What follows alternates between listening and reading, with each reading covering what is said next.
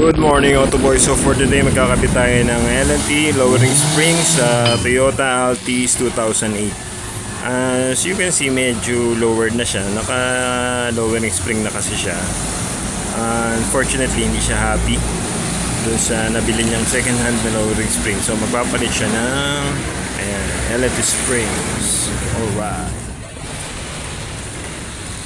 So guys, kahit na nakalawang spring na siya, isukatin na rin natin. 225, 45, 17 yung gulong.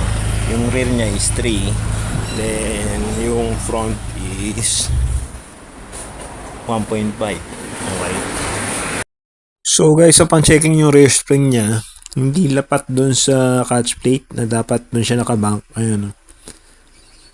Kung pinutulan pa to, hindi kasi siya umaabot dun sa locking niya. Yung pala nagkukos ng ingay.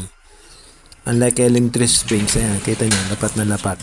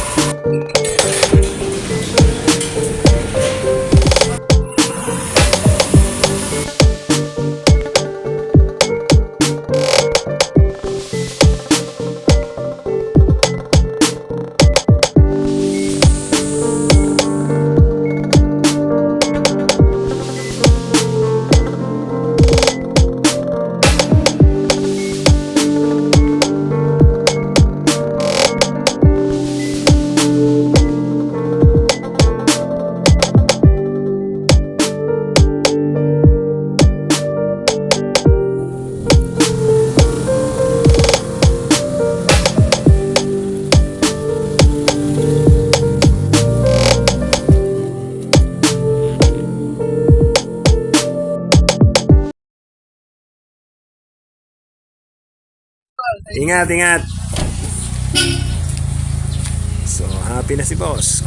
Nanghingi lang siya ng sticker kaya bumalik kami sa bahay.